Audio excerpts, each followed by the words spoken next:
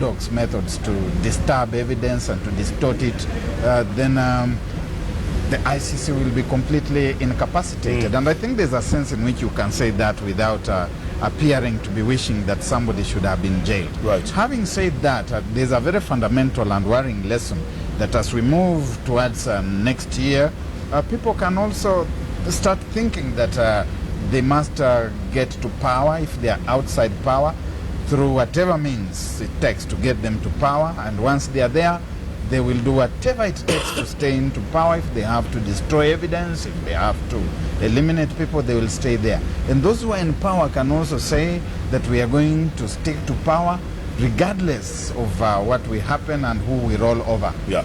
Gentlemen, let's switch gears real quick. Barack, let me ask you this question about the senator. Real quick. He said a good thing. Yeah. Finally, he has agreed with me on one issue. I say good things. It's only these court people think that I should only say things. Finally, Barack, let me ask you about senator. Can he beat Joho? Why not? He can. Honestly? Politics is about the art of the possible. If he's spending his time properly in Mombasa, and I think he needs to spend less time on diversionary things, which I will not bother to go into, but he should spend more time in his constituency mobilizing for causes that the people in Mombasa can believe in. And then, of course, he'd also be placing Joho's performance on the weighing scales. There are promises that he made. There are things which he's launching now, and which I think should have been launched about 2-3 years ago. And yes, he can. Yeah. You want this? Jeff, I have never found any challenge. And you should say I've said a good thing again. When I take up a challenge, Yeah. I go to the very end. As he puts it, I always make the impossible possible. And I can tell you, what I will be selling is a political narrative. I think that will be persuasive. It will be a conversation What is on that? Mombasa. What is the new narrative? Conversation on Mombasa. Rather, you know, my brother Joho sells 1P, party. I will sell 3 Ps, party, person, and program. Person, in terms of integrity. If he said something, I said something, who would you believe? If I said I'm going to keep this promise, I will keep it. You know, and then we are going to sell programs. Programs that we will set to embark on day one. Not to launch video clips, theatrics. I saw that Vision 2035.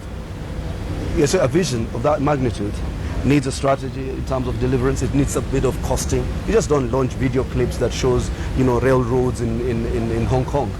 It was a good vision, and I think Senator Hassan should support that vision. Yeah. If he's going to become the governor of Mombasa.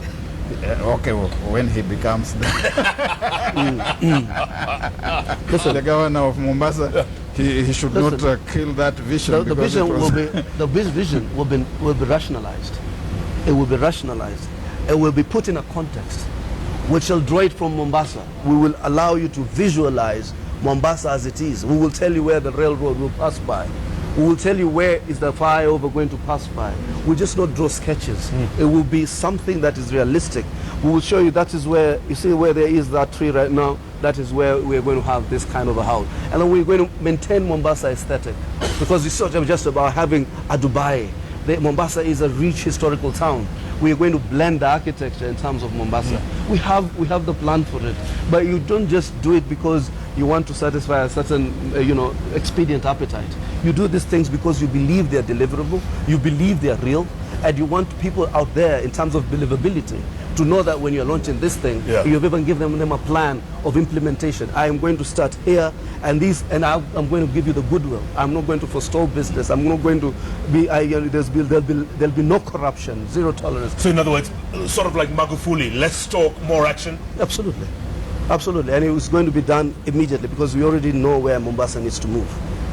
And we know where Mombasa must not be moving towards. Barack, closing thoughts, my friend. Closing thoughts, moving forward. Go on. Yeah, moving forward, I recognize that we are getting very close to the elections. The clock keeps on ticking away. Time and tide waits for no man.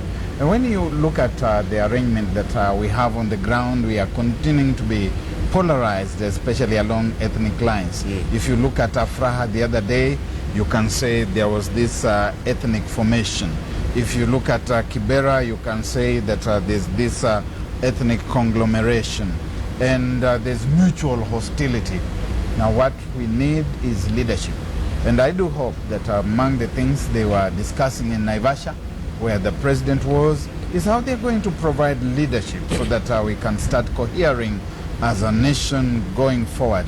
There's been far too much hostility, and hostility along ethnic lines, which does not help us, particularly as we start getting into the home stretch to 2017 August. And I do hope really that somebody's listening out there, and that they can place the nation above and ahead of everybody and everything, and that we can start holding a conversation, a genuine conversation with ourselves towards being a nation that holds together and pulls in one direction. Absolutely. Senator, you get the last word. CORD wants to govern a nation state called Kenya. We have been talking about diversity. We imbibe these values of diversity. I can assure you, we do not want to dance over graves after an election victory where people have lost lives. We are agitating for good constitutional order. We are agitating for institutional reforms that can guarantee us that future for posterity. So I think in the net overall, if there are any designs about crude ethnic engineering, those are not the designs of the CORD Coalition. The CORD Coalition will post an agenda, a pragmatic agenda for transformation. And I think we have attempted that. But unfortunately, in the thickest of things, we always have to respond to some of the excesses of the Jubilee regime, the ethnic engineering that you see, the violation of the constitution that you see, enormous corruption. Almost that is one of the biggest deliverable of the Jubilee regime. They've delivered corruption to us. So I think what we need to do now is to decimate all these issues that pervert us as a nation.